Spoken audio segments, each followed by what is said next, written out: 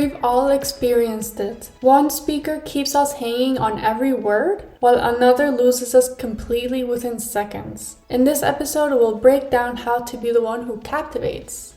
Hey, my name is Paloma Chiara, a life coach based in Spain. On this podcast, I share coaching insights and practical tips designed to inspire your personal growth. Today, I will be speaking with Amit Grinvald, a public speaking coach who challenges the way we think about formality. In this conversation, we'll uncover the truths most people overlook about speaking, the emotional barriers that hold us back, and why letting go of stiff traditional styles might be the key to becoming a powerful communicator. Let's dive in. Hello, Amit. Would you like to present yourself? Sure, thanks for having me on. My name is Amit. I'm a public speaking coach and communication trainer. So I work with leaders and teams to bring elements of connection and storytelling into the world of professional communication. I am also a TEDx organizer, so I started a TEDx event back in Prague when I was a student 10 years ago, and we've still been organizing it ever since. So for the last 10 years, it's now one of the biggest events in Central Europe. So a lot of the style of communication that I bring into my coaching and training relates to that TED style of communication that has become so well known and respected in the professional world. So it's about bringing those same elements into the world of professional communication. So, what's the first thing that you do when a client comes in, and what steps do you go through after? It normally really starts with listening rather than teaching. I think that's really important. I think a lot of people would expect me to jump in with techniques and tips right away. But the first session I normally have with clients is what I call story mining. So I want to really hear about their experiences, the work they've done, the challenges they've overcome. We sometimes go back to, childhood memories and look at how that's affected the way they lead today. And the purpose is really to tie those stories to their message, so they're not just delivering information, but becoming the right messenger to do that. If you think about AI, for example, everyone is talking about it right now. But what makes a speaker worth listening to isn't that they're saying something about AI, it's that they're the only person who can tell this story in this specific way. And without having a really deep understanding of their own stories, I can't help them position themselves as that right messenger. So that's something we normally work on at the very beginning. I think a lot of my clients have become really good friends of mine, and I think part of it is because we get to know each other very well from that first interaction. So, for example, if a client tells you something from their past, how would you relate to that, to the way they communicate now? Like, what's an example of that? So I recently worked with a leader, a senior vice president at a very big company. I won't name what it is just to keep it anonymous.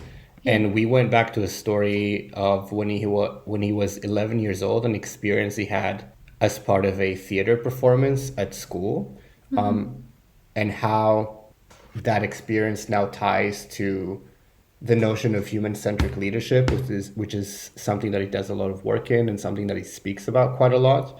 Going back to that, to really understanding his state of mind when he was 11 years old and how that's now impacted his leadership style all those decades later, is one example of why it's important to go so far back, because he's the only one that relate that specific experience to the message of leadership, which makes him the only person to be able to say that message in his own way.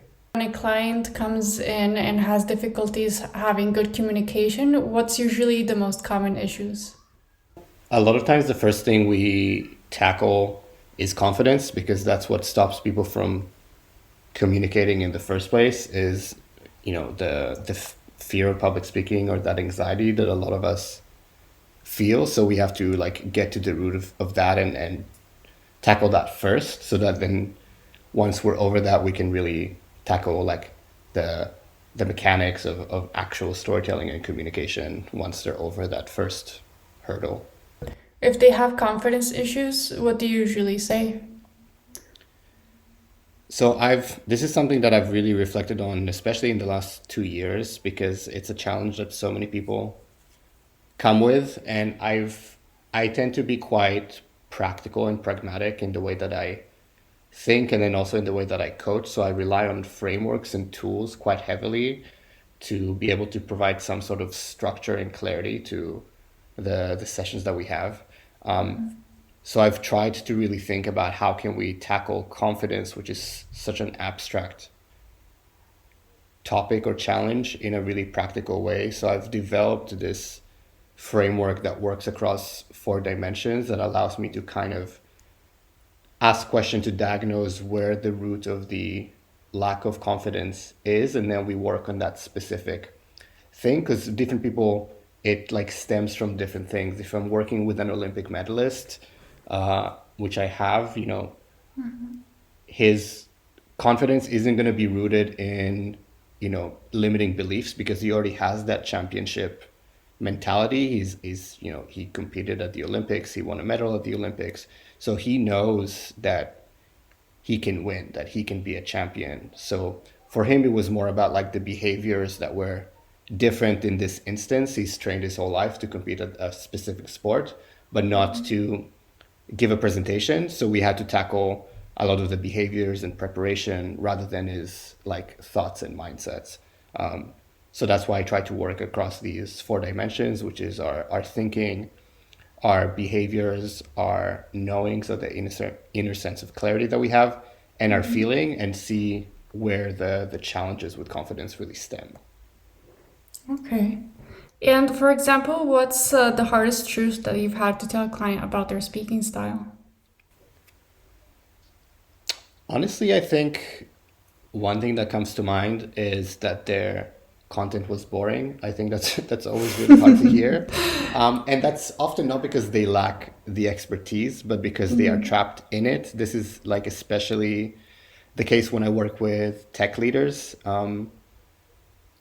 What's obvious to them, because they've lived it for so many years and they're such experts in it, can be really inaccessible to everyone else. So they can essentially forget what it's like to not know everything that they know. This is something that's known as the curse of knowledge. So my job is then to show them that, and to help them reframe their expertise and communicate it in a way that the brilliance doesn't get lost in translation. And it might be shocking for them at first, because that information seems so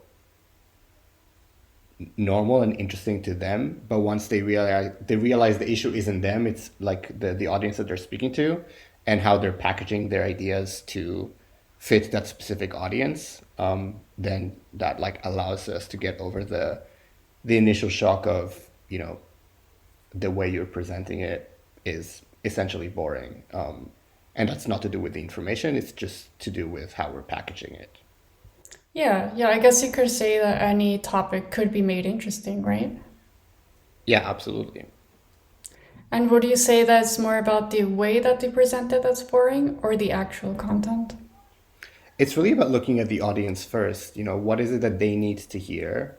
And what is their knowledge level relevant to the subject that you're talking about? What is it that you want them to know? And then it's that gap in between those two things that you need to fill. And that's where things are exciting, and not boring, because you're telling them something new in a way that's still accessible to them. So you're teaching them something new, whether it's technical, whether it's anything else, but in a way that they can really like feel, understand, and then take something and do something with it at the end of the presentation, or at the end of the conference, or whatever the communication was. What's a truth about communication you believe that most people would disagree with? This reminds me of something I saw just last week. There's this advice that I see quite a lot by some very well-known public speaking coaches, which is to avoid memorizing talks. So they say, never memorize, because you'll sound robotic, you'll disconnect, you'll have to like think about what the next line is. And honestly, they're right, but they're only right if you memorize badly. And I think that is something that needs to be quite clear, because bad memorization or shallow memorization is what makes you cling to the words like a lifeline, and that's when you sound stiff and not present, and that's where you disconnect and sound robotic. But memorization itself isn't the problem. It's setting the goal of moving past shallow memorization into a point where you really internalize the content and you're not worried about what comes next. And that's not relevant for all contexts, but specifically for shorter talks like a TED style talk. And I've worked with over 100 TEDx speakers at this point, and the best ones are the ones that script their talk and then memorize it word for word, because then they're able to choose a language that's really intentional, which is something that you can't really do as well when you improvise. One example that I can think of is Bethany Butzer, who's someone I worked with earlier on, actually. And she drilled her talk so well, and she really memorized the script word for word, that every one of the last rehearsals was completely identical. But she said it in a very natural way, in a way that like connected with a lot of people. People in the audience were crying. She got a standing ovation. Her talk has now been viewed more than 3 million times on YouTube. So the question isn't really whether you should memorize or not. It's when should you memorize and how much work you should put in if you decide to do it. For business presentations, workshops, longer sessions, I don't think memorization is realistic. But for TED style talks or investor pitches or really high stakes, shorter situations, I think memorization really helps you get across whatever it is that you're trying to communicate in a really intentional way. So that's one advice that I keep seeing. And I saw one very well-known public speaking coach post this advice of don't memorize anything because it's going to work against you. And that's something that I personally disagree with based on my experience, at least. I see. So if someone already memorized everything, how can they move past past their stiffness? Like one test that I actually learned from someone that I worked with, which I didn't know that she was doing this until after she gave her talk, is that she memorized her talk so well that she would try to then recite it when she was washing the dishes or like running on the treadmill at the gym, where at that point, that's where you've really internalized it. You don't need to think about what the next sentence is, what the next word is. So I think when you can do it without thinking about it, whether that's testing yourself while doing something else or just when you feel like you're not looking for the next sentence, then that's the point you really want to get to. And it takes a lot of work. And I think that's what a lot of people underestimate. And that's what, it's easy advice to give. Don't memorize your talk because it does make it easier for the person. But if they really care about the impact of it for these like shorter talks, I really do think it's valuable and it's definitely doable. I've seen people do it. If it wasn't, you wouldn't see Shakespeare plays being put on. These people memorize hours worth of information. So to memorize a 5, 10, 15-minute talk is not an impossibility, but it does take a Yeah. lot of work. Yeah, that makes sense. So talking about advice that you see on the internet, one that I've seen a lot in terms of communication is to film yourself or record yourself while doing the speech. What do you think of that? Do you agree? Yeah, I think it's super useful. I think the one thing you shouldn't do is practice in the mirror. That's a totally different situation because then you can really nitpick on things live without kind of having an objectivity to it. But I think recording yourself, not just audio, but also like in video, allows you to like sit back and really look at it from the audience's perspective, which is something that we don't really get to do so much, which is why, when you think about how a lot of people hate the sound of their own voice, that's because we don't hear our voice the same way the people who we speak to hear it, Yeah, because our yeah, it sounds vibrations are, different in our head, yeah. yeah, because our vibrations are different, but that's only because we don't really get a chance to do that. So the more we are exposed to it, the less we're gonna hate it when we then see the recording. So it can be a quite a painful process at the beginning. People really hate watching themselves and listening to themselves. Yeah. But it allows you to like have a certain objectivity from an audience's perspective and really see things that you might not notice otherwise. So I definitely think it's good advice, and I definitely advise a lot of people to do it with when they're preparing for presentations. Okay. And what about the mirror thing? Why wouldn't you recommend that one? When you look in the mirror, you see a reflection of yourself that isn't the way that people see you. It's actually like flipped horizontally or Oh. mirrored. Mm-hmm. Um, and also there's like the live element to it.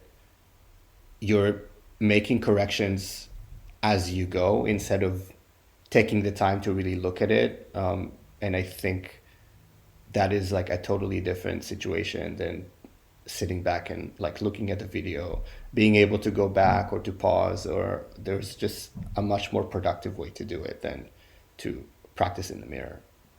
Yeah, that makes sense. Also, I suppose you act a bit differently when you're looking at yourself, right? Yeah, exactly. And you don't get to do that when you're actually presenting, unless it's some weird room with mirrors everywhere. Exactly. Okay, so moving on to the next question. I saw in another podcast that you talk a lot about being authentic. And so my question is, where would you draw the line between being authentic and being inappropriate? Yeah, that's a really good question, and something that I actually get quite a lot, especially by kind of leaders in more like senior positions. I think authenticity is really about being real and bringing yourself while also respecting the context. I think a lot of people confuse authenticity with oversharing or saying whatever comes to your mind. But I think true authenticity in communication is about showing up as yourself and sharing stories that make you the only person who can share them, as we mentioned at the beginning, in a way that helps the audience really connect to you and your message. I think the line gets crossed when being authentic takes focus away from the message and makes the audience uncomfortable. So for me, that's kind of the simple filter. If, does this story or detail build connection and trust, or does it distract from the message? If it builds connection, the authenticity is there and it's warranted. If it distracts people or makes them uncomfortable for no purpose, because sometimes making people uncomfortable is a good thing to do, then it's inappropriate. So I think that's really the line of like, authenticity is about connection, and I think being inappropriate is about distraction. So I think it's the connection versus distraction that makes the two different. I see. So what if someone isn't very aware of this, like self doesn't have the self-awareness? Is there some kind of advice they can follow, or do they have to ask people around them to see if their message is inappropriate or not? Yes, that's when I think having someone to help you prep, whether that's a coach or whether it's just someone trusted in your circle, can really help out, help bring in like an unbiased third person perspective into the situation. That's why, at the very beginning, I said the first session I normally do with clients is story mining. So really getting to know them, a lot of their experiences, personal experiences, professional experiences, because then we can pick and choose different stories that connect to whatever message they're focusing on for the specific presentation or specific communication that they're preparing for, and look at how this helps, this particular story helps connect the audience to the message that we're providing. So I think having someone outside of yourself, whether that's a coach, whether that's a friend, your partner, a trusted colleague, can help if you're unsure about whether you're crossing the line to, inappropriate or distracting. So what do you think people are really afraid of when they choose not to be authentic and more formal in their communication? I think it's really authority. I think there's this ingrained belief that if you loosen up, if you drop the formal tone, people won't take you seriously. But in reality, I think formality often creates distance. And the interesting part for me is that I think that distance is then mistaken for authority. And this could be a cultural thing because some cultures have a more hierarchical perspective on things, especially in the professional world with, levels of seniority.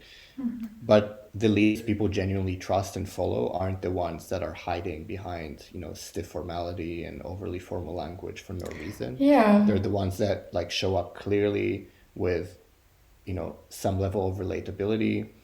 So I like to challenge the idea that authority comes from distance, because I think it really more often comes from trust, and I think trust is always, if not at least the most often, comes from connection. And I think clinging to formality doesn't allow you to get that level of connection, to then build that trust, to then build that authority that is based on trust. Yeah, yeah, that does make sense. And I was gonna say, like, a lot of the CEOs and other leaders that I see on the socials are usually pretty crazy. They don't seem to be like very formal. Exactly. And even if you think, because I think when you talk about formality, I think politicians is like a really good example of where being formal is part Yeah. of the job. But if you look at political figures that have connected with audiences in really effective ways, like Barack Obama is someone that comes to mind, Martin Luther King, they have all shared very personal stories in the way that they communicate and then tie it to what they're trying to achieve. So you can still be formal while sharing your authentic self.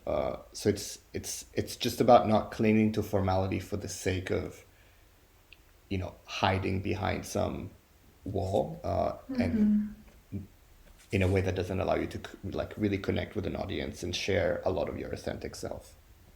Yeah. And if you think if one day the whole world shifted to be entirely informal, do you think there's anything that we would lose? Yeah, I think definitely. I think there's definitely contexts where being formal is necessary, but I think the nuance is that being informal and being authentic uh, aren't the same thing. You can be authentic and formal, and you can be informal but still inauthentic. So I think context really matters. There are moments where formality adds a lot of weight. So if you think about, in courtrooms, a condolence speech, even, a big corporate announcement, or in politics, again, if we stripped away formality entirely, we would lose that sense of gravity and respect that's important in these situations. But authenticity can still be expressed in any context. Sometimes it means being passionate and energetic. Other times it means, being calm and more respectful. But authenticity can stay as a constant. The variable is whether the context calls for a more formal tone or a more informal tone. But I Got do it. think it's still important in a lot of situations. So I'm not saying we should lose formality at all. My work just centers around how to not let that get in the way of connection. What's a question about communication no one ever asks you, but you wish they would? I think I wish a lot of speakers I work with, which is something that we always work towards, are just more other focused and asking something like, what does my audience need to hear? Um, I think the biggest mistake we make in communication is focusing on what we want to say rather than what our audience needs to hear. So something I see is people obsessing about what they want to say. They prepared their slides, they polished their talking points, but it's all from their perspective. And the real shift happens when you start asking, what does my audience actually need in order to understand, to engage, to take action? And that one question, or any question that's more audience centered rather than, self-centered, I think it changes everything really with communication. How do you know if it's audience centered or self centered? I mean, as simple as, what wording are we choosing? Is the speaker asking, how can I stand out? Is this the right thing for me to say? Rather than, do you think the audience will connect with this? Are they focusing more on, again, what it is that they want to share in their own experience, or are they focusing on in what way they can make that the best for the specific audience they're talking to? What's something that usually you notice first that others completely miss when they speak? I mean, just chronologically speaking, it's how they open. So many people start with something like, "Can everyone hear me okay?" Or the classic intro is, "My name is X, and I'm here to talk to you about Y." To me, it's such a missed opportunity because it's kind of like an action movie starting with the credits. But if you look at an action movie, the first 30 seconds are crucial. That's where you really get people leaning in and wanting to see what's coming next. And I think as a speaker, you have that same responsibility. So I'm looking at whether they dive straight into something engaging, like a story, a question, a surprising fact, or whether they lose people right out of the gate. Because the truth is, no one's gonna want to listen to you unless you give them a reason to. And that's especially the case in big conferences where they have to listen to so many people. A lot of the times they're there from work, so it's not like it's their choice. So you really have a responsibility to get their attention from the beginning. And that opening tells me immediately whether they're going to hold that attention or whether they're going to struggle with it throughout the rest of the presentation. And what would you say makes a good opening? Anything that provides stakes. So anything that's going to make them want to listen to you. And honestly, it's quite easy as long as you don't do what everyone else is doing, which is my name is Amit and I'm here to talk to you about communication, which is how 99% of speakers start their talks. Then you're already different than the rest of them. So you've already done something that's going to get some attention. But I think anything, again, like a story, an interesting question, a surprising fact that's going to make them kind of lean in from the beginning and be like, okay, this person has something interesting to say, or I want to know what's going to happen at the end, or how they're going to get to the end. When you think of like romantic comedies, rom-coms, we always know what the ending is going to be. At the beginning, the two characters hate each other. Yeah. By the end, they're in love. It's like Yeah. every movie is the same, but we still love watching those films because we want to see the transformation. Yeah.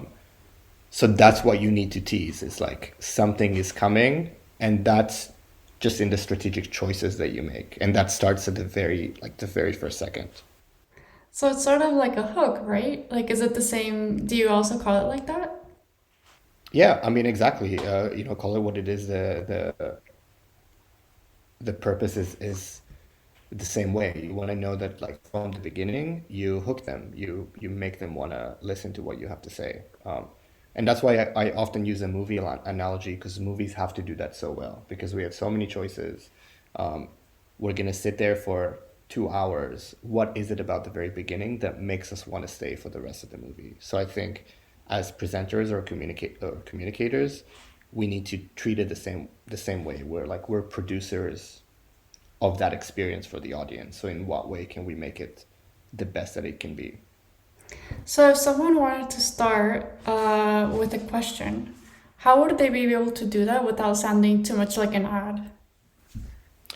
So actually, recently I worked with a tech leader, so the CTO of one of the biggest tech companies in the world, and she was preparing for a presentation just a few weeks ago. I actually had a call with her even yesterday for another presentation, and she was speaking to a tech audience, and she started her presentation with asking the question. It was something about like, what if the future of technology doesn't rely on the way we build the technology, but the way that we change our behavior. And that in itself was kind of surprising, especially for a tech audience, because a lot of the time they're going to hear about the tech. So for the tech leader of one of the biggest tech companies to say, let's not talk about the tech, but talk about our behavior as humans first, that in itself is surprising to an audience like that. So that is likely to get them to lean in and be like, okay, this is very different than the way the rest of the people here are speaking. And this is kind of surprising coming from a CTO of a tech company. Yeah, no, that's good advice. It makes sense to think more about what the person is feeling and less about just the technicisms. Yeah, and like what is going to be surprising to them? So in this case, it was a tech audience. So in what way can we talk about technology, but in a different way, because there's going to be a lot of people in that conference that are talking about technology in a similar way, that are focusing about the technology itself. So from the beginning, shifting it away from that and into human behavior is surprising in itself. So it's just an interesting way to open. So, what if someone was not willing to let go of being very traditional and having stiff communication? Do you think they can still be a good communicator? Yeah, I think so. I think they can be, well, they can be competent, they can be well respected, but I don't think they'll be magnetic, because I think like really magnetic communication isn't about like just transferring information, which anyone can do if they're highly skilled, but it's about creating that connection, that like magic that happens when a speaker really connects with an audience. And if they insist on staying really stiff and traditional, they can be clear, but I don't think they'll ever have that spark that makes people lean in and remember them. So I do think they can be great communicators, but I don't think they'll be those like magnetic communicators that people like go back home and tell their partner or flatmate or wherever about, or go into their Monday morning meeting the week after and tell their colleagues, oh, I saw this really great speaker last week. And what role would you say ego plays in the way people speak in business contexts? Well, I mean, especially in this context, I think ego shows up all the time. Um, I think it's that like urge to prove how smart you are, how impressive your title is, how much you know. The problem is that it's important, but when you speak from ego alone, the audience can feel it. It's again, it's about you, not about them. And I think at least my belief system is that great communication is other focused, not self focused. So that's why I think it's important for people to first define their audience, and focus on them, and then tie that to how they can be the right messenger for that specific presentation or connection. So I normally have people ask themselves three different questions to define their audience before a talk. And that's, what do they want the audience to know? That's the first one. The second one is, what do they want them to feel as a result of the communication? And the third is, what do they want them to do as a result of the communication? So if they're really clear about those three things, they can then bring in their expertise, to tailor the message to that specific audience. I see. And what if you have a client that's very difficult in the sense that's very ego centered? How do you help them move past that? It really just comes down to understanding the audience. So I think when they it's about like making it really clear to them is that, you might know all of these things, and you're smart and you're impressive and you have this title, but if the audience doesn't feel your message, it's just not going to land. And at the end of the day, the ultimate purpose might be the same, might be to be, I want to be one of the top three speakers at the conference. That might be, an egoistic or self-centered goal, which is totally fine. But it's about showing them that in order to do that, you first have to really understand the audience and speak to what they need to hear, and that's going to get you there. So the goal might be different, but the way that you're going to get there still always starts with the audience. Would you say that being a great communicator is a form of manipulation?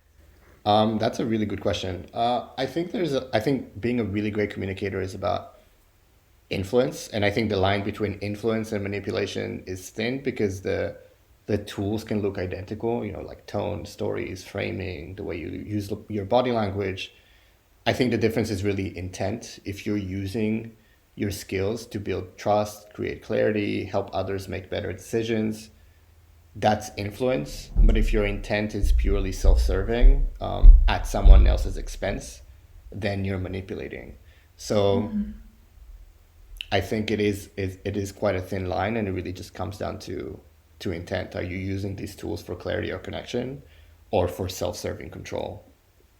If it's for self-serving control, then maybe you're just trying to be manipulative. Yeah, that makes sense. Have you ever had a client that had that kind of intent? No, and I don't think I would get there because it's important for me, and I think that's like one of the best freedoms that I get to have in my work to work with really good people. So if I have that first introduction call or discovery call with a client and I can tell that that's what they're trying to do, then it's not someone I necessarily want to work with because my focus is on bringing elements of connection into communication. And if you're trying to manipulate, then I'm not, the right person for Yeah. you. If you're trying to be more influential, then I'll definitely help you get there. But again, if your intent is to, you know, just serve yourself at someone else's expense, then I'm just not the right person to work with that specific individual. Yeah, I mean, I think that if someone were to feel that way, it would be something that is very subconscious rather than something that they would say directly, right? Yeah, I'm trying to think. I don't remember that ever coming up, but that question is something that I've gotten quite a lot and something that I try to kind of clarify, especially because this is less so when I work one on one, but when I get invited to do trainings for teams, whether it's sales teams or client facing teams, one of the things that they want to work on is influence and or persuasion and persuasiveness, um, and that's where I kind of draw the line of this is how I'm going to help you have influence, but it really if it always starts with the audience, which is what I always focus on in communication, then manipulation isn't going to be the ultimate goal. But I think influence is important. Storytelling has been shown to help speed decision making by up to 40%. Uh, that is being persuasive, that is having influence, but it's not at someone else's expense. Of course. And what is the usual kind of client do you have that you have? Is it usually just leaders or any other person? Yeah, so I mainly work one on one with leaders. Most of them are in tech, so I work quite a lot with tech leaders, especially in the last year. So they get invited to speak at all these different conferences, and they want to stand out as a leader and as a speaker. I also work with one on one with leaders who just want to work on like leadership development, so more communication within the organization to their teams, to their colleagues, to upper management. How to be more influential is like a big topic as we just discussed. And then I also do trainings with teams, whether that's how can they have better communication with clients, so a lot of client facing teams, or whether it's about how can they communicate better with colleagues and other departments within the organization. Again, like IT, people in IT and in technical positions and teams are kind of notorious for, maybe not being great communicators when they have to communicate with other departments. Marketing and IT often are two departments that don't really get along. Yeah. uh, so a lot of the trainings have been to work with technical teams in how can you communicate the data and the knowledge and the expertise in a way that's going to connect with a non-technical audience. In this case, that audience is within the organization, whether it's the sales department, the marketing department, their management, or other non-technical colleagues.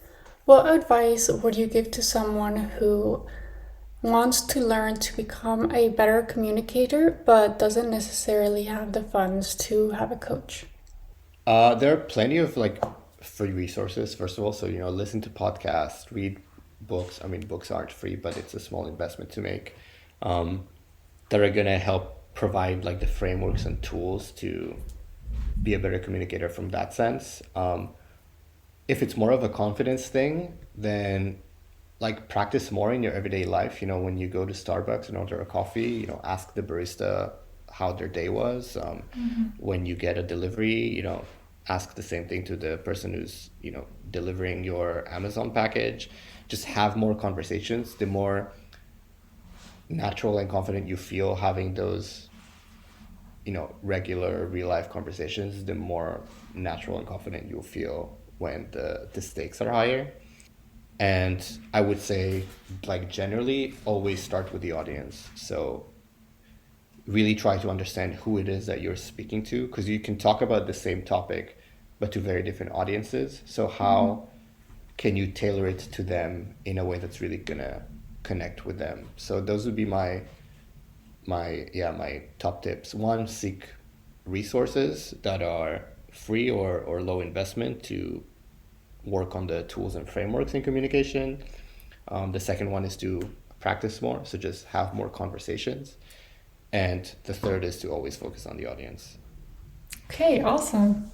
So, is there any other last words that you want to share with the audience? I don't think so. I guess I'll kind of turn it to you and say thank you for having me on and for asking really interesting questions. It was a really nice conversation, and it's always cool to reflect back on work I've done with certain tools and like see how that connects to potentially helping someone else who's listening to this. Yeah, same here. And I actually learned a lot, not just about communication, but also the deeper layers behind it, and especially the role authenticity really plays. So, yeah, I know that the listeners will also appreciate this. Thank you.